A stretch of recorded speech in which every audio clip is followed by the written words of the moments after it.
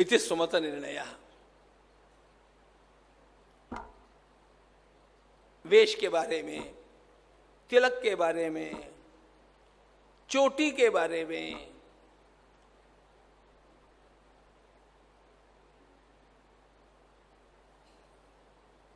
ये सारी बातें अत्यंत महत्वपूर्ण है। जो इनका पालन कर सकते हैं उनको तो पूरी तरह करनी चाहिए, लेकिन इनके साथ कभी कभी कॉम्प्रोमाइज किया जा सकता है।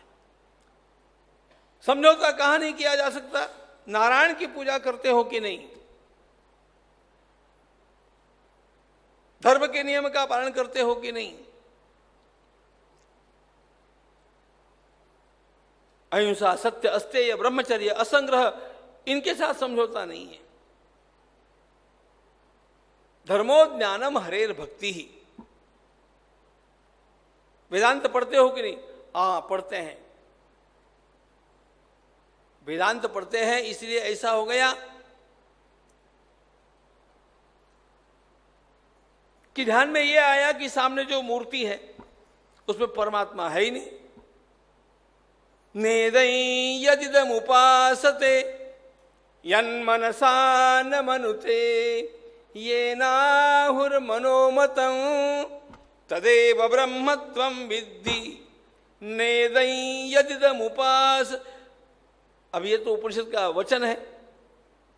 ध्यान रखना बेटा, जिसकी तुम पूजा कर रहे हो वो ब्रह्म नहीं है, वो कुछ और वस्तु है। सब गड़बड़। वेदांत का ज्ञान सुना और वेदांत के ज्ञान से बहक गया। इसलिए महाराज कहते हैं वेदांत के वाक्यों का श्रवण करना, पुराण की भक्ति को न छोड़ते हुए ही सुनना। रोज जो पूजा करनी है वो तो करना, फिर डिस्कशन जो करना है वो करना। आचार का त्याग करके नहीं चलेगा। नहीं तो सर्वम खल्विदम ब्रह्म, ये इतनी गड़बड़ की बात है।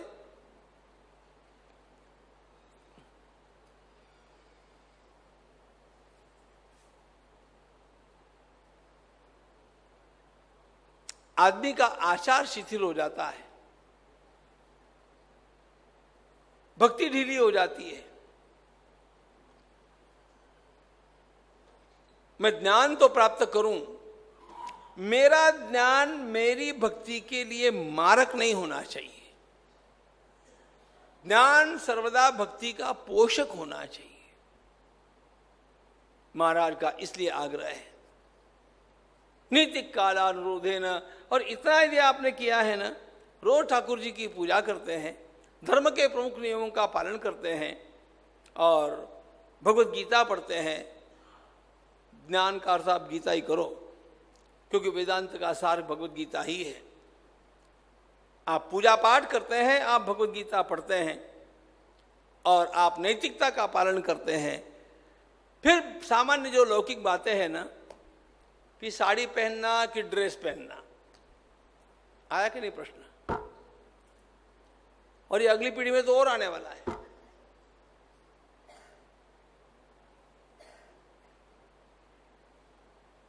हमारे पुराने लोग ना कैसे पहनना?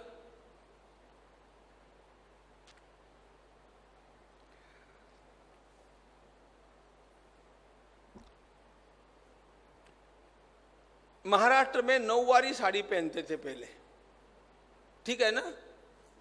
उसके बिना पूजा चलती नहीं थी। और उस समय जो ये सादी साड़ी पहनते हैं ना, उनके लिए एकदम है। आजकल सब वही पहनते हैं। हाउ टाइम्स चेंज, मुझे बतलाना ये है।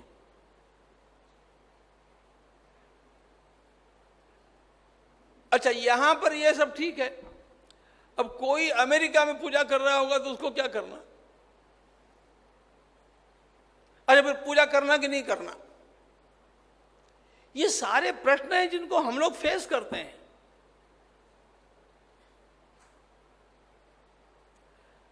अब यहां तो मैं कहूंगा कि भाई पैंट पहन करके पूजा नहीं करना, अमेरिका में कहना मुश्किल है मुझे। इसलिए हमारे यहाँ एक महत्वपूर्ण बात है, देश कालो संकीर्त्य, स्थल काल का विचार करना, हम कहाँ हैं ये देखना और समय कौन सा है ये देखना,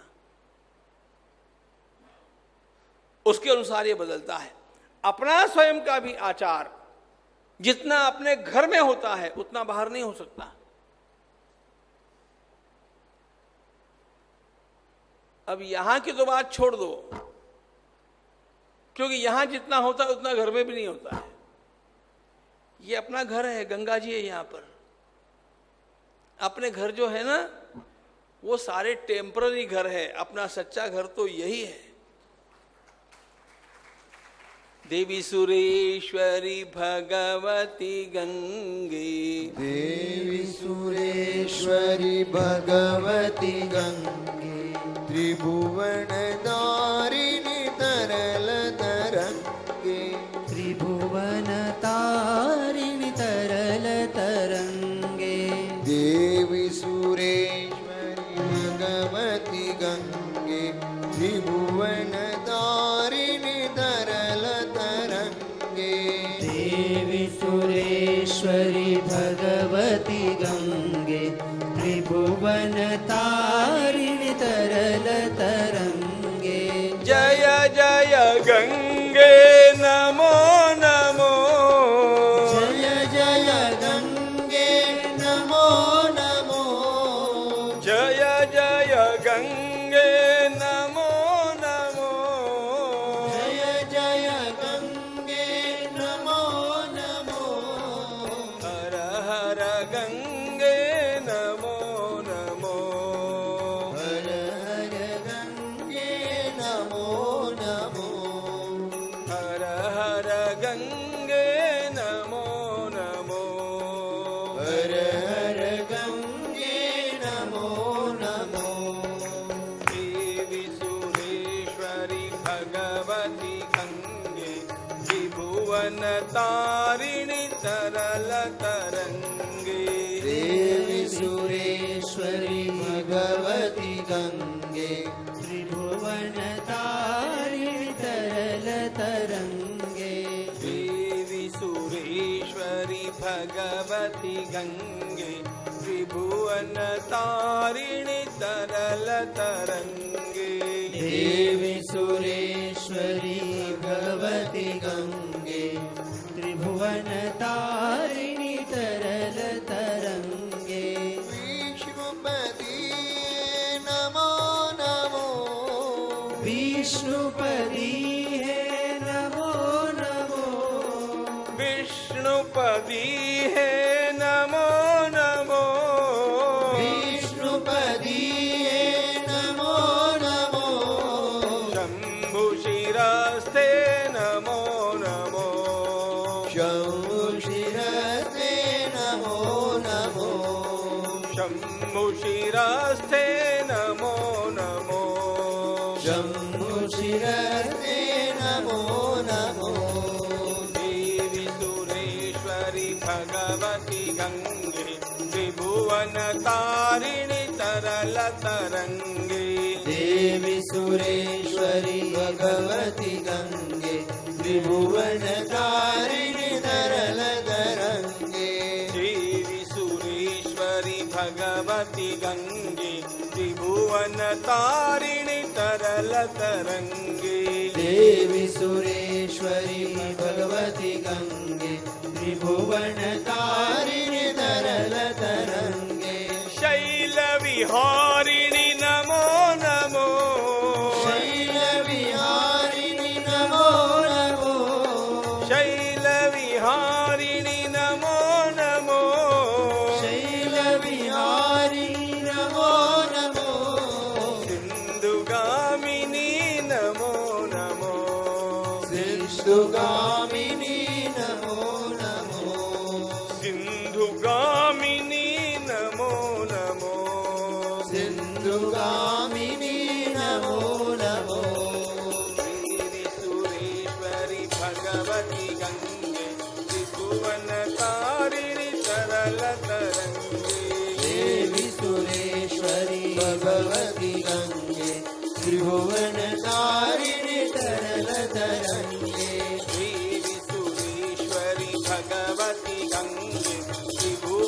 तारिणी तरल तरंगे।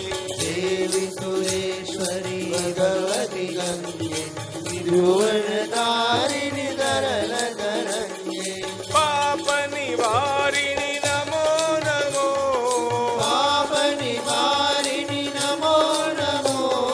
पाप निवारिणी नमो नमो। पाप निवारिणी नमो नमो। पतितोद्धारिणी नमो नमो। पतितोद्धारिणी नमो नमो। पतितोद्धारिणी नमो नमो। पतितोद्धारिणी नमो नमो। देवी सुरेश्वरी भगवती गंगे त्रिभुवन तारिणी तरल तरंगे। देवी सुरेश्वरी भगवती गंगे त्रिभुवन तारिणी तरल तरंगे। जय जय गंगे नमो नमो। जय जय गंगे नमो नमो। हर हर गंगे नमो नमो। हर हर गंगे नमो नमो। गंगा मैया की की जय।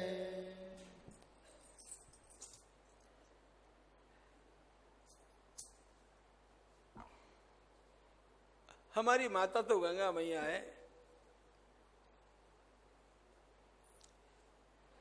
और कलयुग में गंगा जी ही सर्वोत्तम, ध्यान रखना।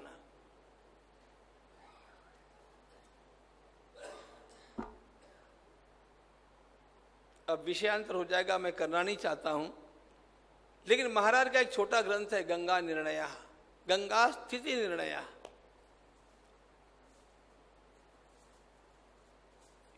इसमें महाराज ने क्या प्रमाणित किया है? एक प्रवाद है, प्रवाद नहीं, शास्त्र के वचन भी वैसे है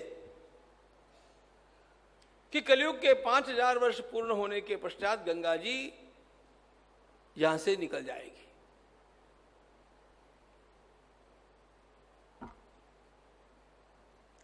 कलयुग के 5000 वर्ष पूरे हो गए, अभी गंगा जी है कि नहीं? प्रवाह तो है, प्रवाह में वो अलौकिकत्व है कि नहीं?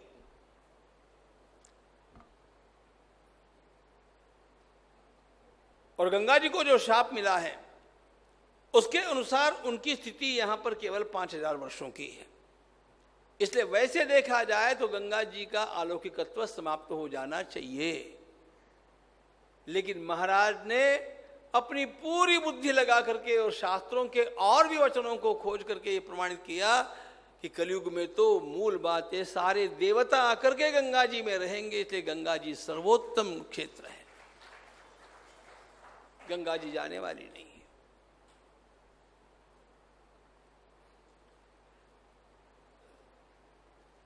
और ये केवल महाराज ने किया है, गंगा स्थिति निर्णय उनका ग्रंथ ही है। इसके लिए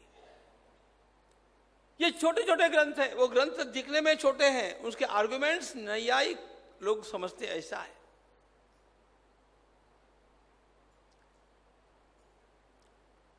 नहीं तो कोई भी ज्ञानी पुरुष आपकी बुद्धि को, आपकी श्रद्धा को डावाडोल कर सकता है। यहां पर मैं भी कर सकता हूं कि गंगा जी है ही कहां, ये दिखने वाला जो पानी है ये गंगा जी है नहीं, इनमें से गंगा जी तो चली गई। ऐसे शास्त्रों के वचन है। इन निर्णयों की आवश्यकता इसीलिए होती है ना कि जिसका जितना ज्ञान है उतना वह आदमी बोलता है। सर्वोत्तम ज्ञानी का ज्ञान सर्वंकष होता है। इसलिए शास्त्र के कुछ वचनों को आधार बना करके आप लोग जो ये बात कह रहे हैं ये गलत कैसी है, इसका प्रमाण महाराज ने दिया। और महाराज ने ये प्रमाणित किया कि और तो और भैया सारे देवी देवता भी आखिर आकर के गंगा जी में आश्रय लेने वाले हैं। हमारे उद्धार के लिए सर्वोत्तम स्थान यदि कोई होगा तो गंगा जी। इसको महाराज ने प्रमाणित किया। ये विषयांतर थोड़ा लेकिन आवश्यक है। तो मूल बात हमारा अपना परमानेंट स्थान ये है, टेम्पररी अपने घर है। ऐसी जिसकी धारणा वो धन्य है, और जिसकी धारणा नहीं उसको भी कोई वो बचने वाला थोड़ी ही है। घर तो टेम्पररी है, एक दिन तो वहां से निकलना ही है।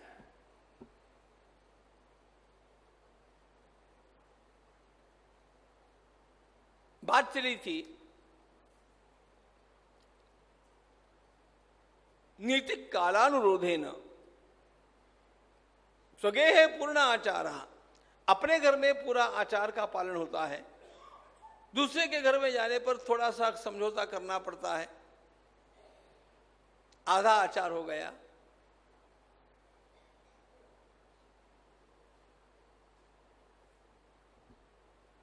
और प्रवास में जब होते हैं तो बस केवल नियम अपना निभ जाए इतना आचार कर लेना। पति सूत्रवद आचरेत नीति कालानुरोधेन। इसलिए धर्म का विचार करते समय मुख्य क्या है, गौण क्या है, इसको सोच। क्या नहीं किया तो भी चलेगा, ये भी ध्यान में होना चाहिए।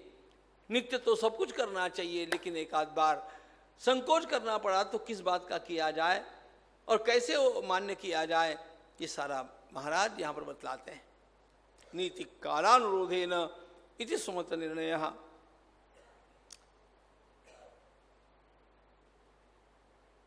धर्म किसे कहेंगे, ये उत्तर आप सब ध्यान में रखना। कभी भी आपको ये बात मैं करूं कि नहीं करूं, धर्मशास्त्र के अनुसार मुझे क्या करना चाहिए, यह प्रश्न जब जब भी खड़ा होगा तब तब ये श्लोक आपकी सहायता करेगा। महाराज इसमें धर्म की व्याख्या करते हैं। सत्ववृद्धिर्भवेद्येन अन्य गुणद्वय घातिनी।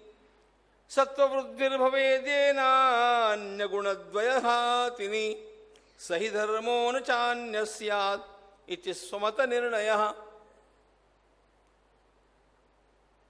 मुझे यह कार्य करना चाहिए कि नहीं करना चाहिए, यह निर्णय लेते समय आप इतना ही देखना कि इस काम के करने से मेरे भीतर तमोगुण जगता है कि रजोगुण जगता है कि सत्वगुण जगता है। जिस कर्म से भी आपके सत्वगुण में वृद्धि होती हो, वो कर्म कैसा भी है वो आप कर लेना। सत्ववृद्धिर्भवेद्येन,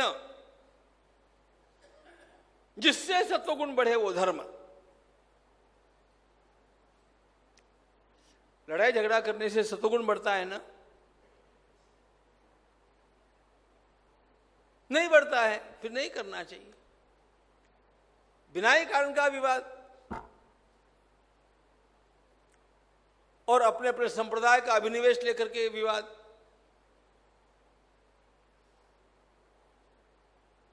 महाराज कहते हैं एक ही उपास्य के दो भक्त आपस में झगड़ा करते हैं, उपास्य एक ही है।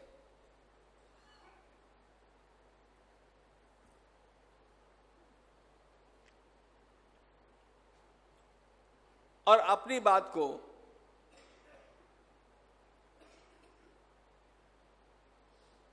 धर्म का डेकोरेशन करते थे। मैं जो बोल रहा हूं ऐसा करना धर्म की रक्षा के लिए आवश्यक है ना। उस किसी भी बात में पड़ना नहीं जिसके कारण अपने जीवन में तमोगुण बढ़ता हो, रजोगुण बढ़ता हो। उस हर बात का स्वीकार कर लेना प्रेम से, जिसके कारण हमारे जीवन में सत्वगुण की वृद्धि होती हो। सीधी बात।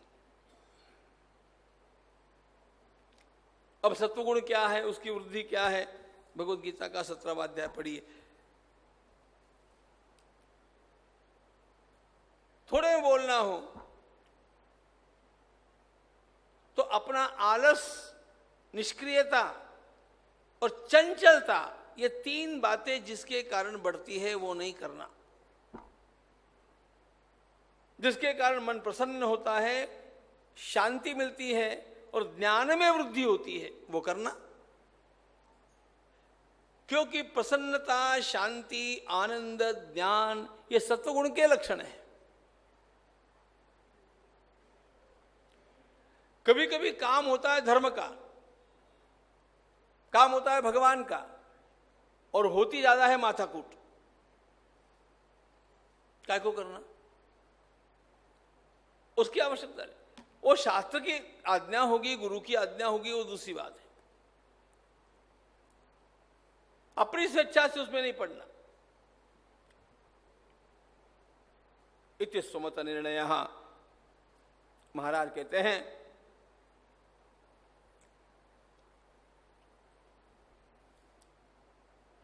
एक प्रश्न देखो, बड़ी चर्चा का प्रश्न है। वर्ण जन्म से मानना कि कर्म से मानना?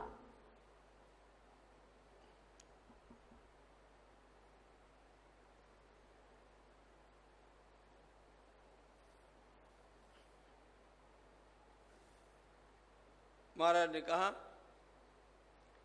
सामान्यतया वह जन्म से मानना, लेकिन जिनके जीवन में तीव्र तपस्या दिखती होगी उनके जन्म को महत्व नहीं देना, तपस्या के कारण उनको श्रेष्ठ मानना।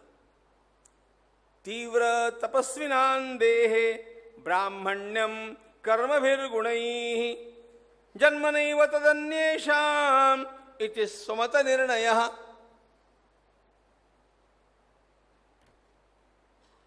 ब्राह्मण जाति में जन्मा हुआ और कोई तप न करने वाला, धर्म के सामान्य नियमों का पालन भी न करने वाला ऐसा व्यक्ति, वह नाममात्र ब्राह्मण है।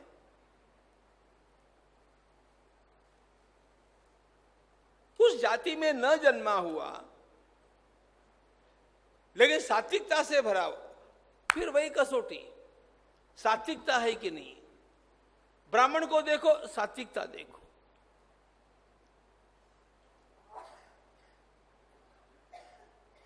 जो ब्राह्मण नहीं है ऐसा एकाध हमारा वारकरी छात्र या वैष्णव छात्र, जिसके सारे गुण सत्व गुण के लगते हैं,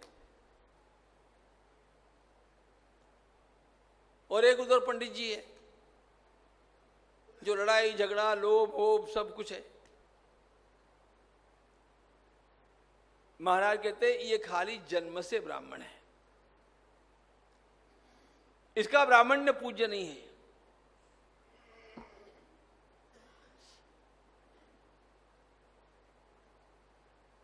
यहां पर गाय का एक चित्र अंकित किया,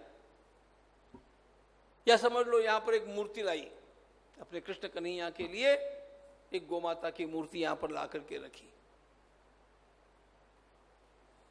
फाइबर ग्लास की बढ़िया सुंदर एक मूर्ति यहां पर रख दी, और किसी से पूछा ये क्या है, वो क्या बोलेगा? गाय है, आकृति गाय की है। पर गाय है ना, फिर दूध निकालो, वो दूध देती नहीं। वैसे जिसमें ब्राह्मण के गुण नहीं है वो खाली नाम का ब्राह्मण है। अब इसमें महाराज एक बात और बतलाते हैं। अत्यंत तपस्या जिसने की होगी, नाम जप किया होगा, तीव्र तपस्या जिससे देह के परमाणु बदल जाते हैं, महाराज कहते हैं मेरी दृष्टि में वो ब्राह्मण हो गया। तीव्र तपस्या। और यही बात, ये बात महाराज की नहीं, महाराज अपना मत कहीं बतलाते नहीं है, महाराज श्रुति स्मृति पुराण का मत बदलाते हैं। ये जो मैं बोल रहा हूं, जो महाराज ने कहा, ये ऐसे ही बिना आधार की बात नहीं है, महाभारत इसमें प्रमाण है।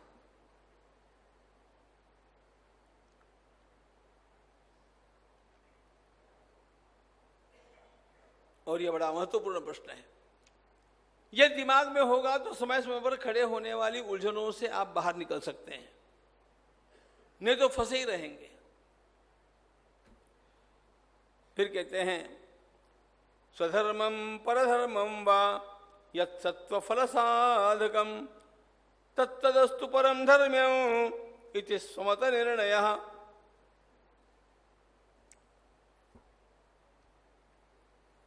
ये मेरा कर्तव्य है कि नहीं, कि ये दूसरे का कर्तव्य है, ये मेरे संप्रदाय में है कि नहीं, कि दूसरे के संप्रदाय में है, महाराज कहते विचार ही मत करो। दूसरे के संप्रदाय की भी अच्छी बात यदि आपका सत्वगुण बढ़ाती है उसको ले लो, अपने संप्रदाय की भी बात यदि आपका तमोगुण बढ़ाती है छोड़ दो। तमोगुण नहीं बढ़ना, रजोगुण नहीं बढ़ना, सत्वगुण बढ़ना।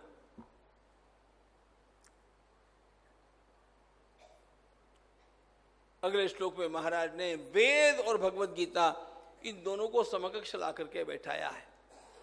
वे कहते हैं सौषुप्ता श्रुतिरस्पष्टा स्पष्टा जागृत श्रुतिर्भवेत् प्रामाण्यन्तु द्वयोस्तुल्यम् इति स्वमत निर्णयः।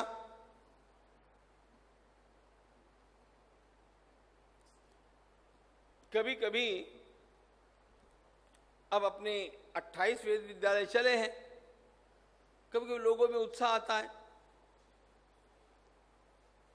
महाराज हमारे वहां पर एक वेद विद्यालय शुरू करना है। अब स्थिति को देख करके मैं कहता हूं काय को करना है, सब जगह वेद विद्यालयों की आवश्यकता नहीं है। अरे आप लोगों को भगवत गीता पढ़ाना आरंभ करो, स्वयं पढ़ना आरंभ करो। हम गीता स्वयं पढ़े, हम बालकों को पढ़ावे, अन्य लोगों को सिखावे, यह वेद तुल्य कार्य है।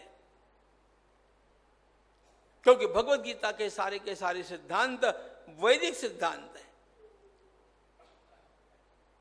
अब अगली बात जो महाराज बतलाना चाहते वो ये है, वे कहते एक बात सुनो, वैदिक सिद्धांत तो है लेकिन ये गीता है ना ज्यादा उपयोगी है।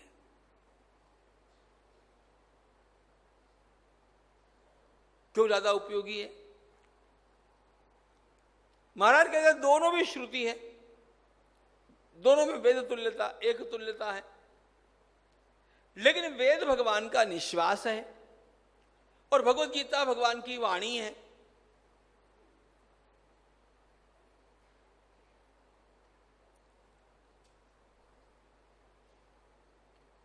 भगवान अपने श्रीमुख से भगवत गीता के शब्दों का उच्चारण किए,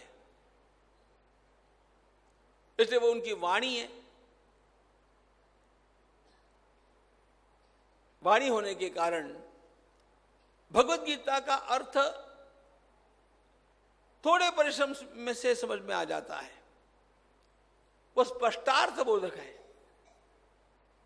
वेदों का अर्थ ध्यान में लेना बड़ा कठिन है।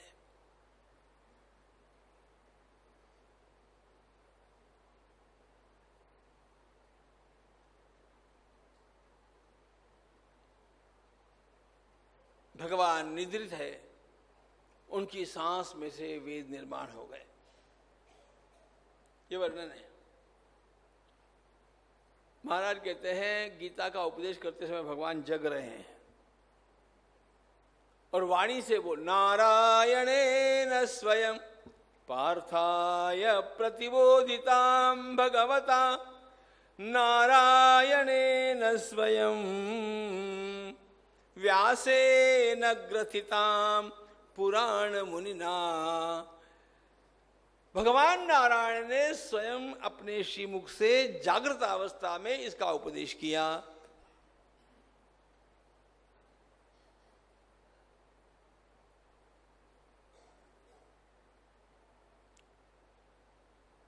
धन्य हमारे परम श्रद्धेय पूज्य स्वामी रामसूरदास जी महाराज,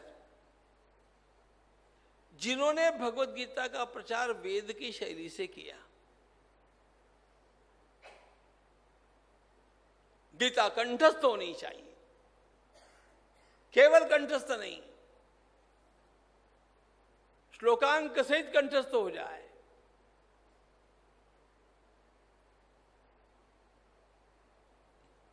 सैकड़ों लोग उन्होंने निर्माण किए।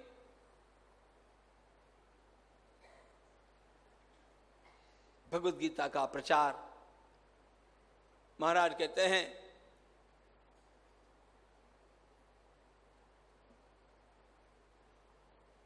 वेद सेवा करने से जो लाभ है वही गीता की सेवा करने से लाभ है। इसलिए गीता का अपना ध्यान कभी हटना नहीं चाहिए। दोनों का प्रामाण्य समान, दोनों की बातें हम पूरी तरह मानते हैं। अब माने भले ही नहीं माने, मूल बात यह है कि वेद में क्या कहा है ये जानना ही कठिन, भगवत गीता में क्या कहा है यह जानना उतना कठिन नहीं है। इसलिए महाराज भगवत गीता के प्रचार के अत्यंत अनुकूल रहे।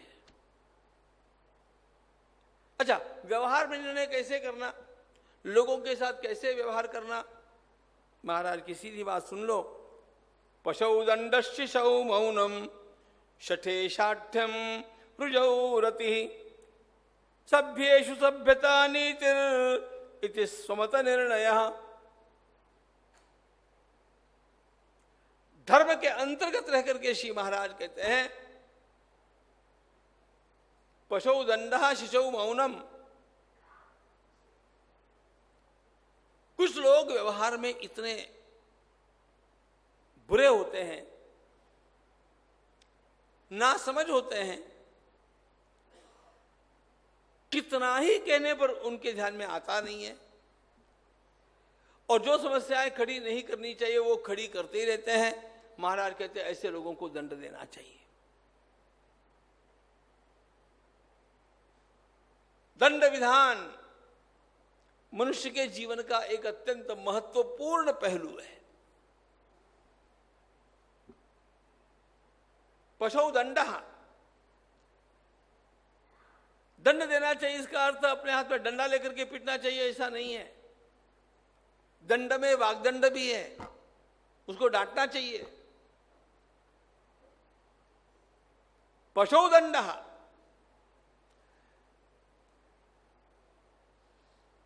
नहीं तो क्या हो जाता है, संत महात्मा या साधक लोग इतने सात्विक हो जाते हैं, अपने को सात्विक मानते हैं, हो जाते कुछ नहीं है। लेकिन मान लेते हैं कि मुझे क्रोध नहीं करना चाहिए, रोष नहीं करना चाहिए, बिल्कुल नहीं। फिर क्या होगा, ये सब ऐसा चला है, जो चला है चलने दो, भगवान की इच्छा से चलेगा, गड़बड़ की बात। महाराज अत्यंत व्यावहारिक है, प्रागतिक है। वे कहते हो नहीं, पशौ दंडः, एक बार समझाना, दूसरी बार समझाना, तीसरी बार जरा डांट करके समझाना, चौथी बार घर ही भेजना। पशौ दंडः, ये कठोरता उनके स्वयं के निजी स्वार्थ के लिए नहीं है। लेकिन कुछ लोग ऐसे होते हैं जो उन कामों में पड़े तो हैं,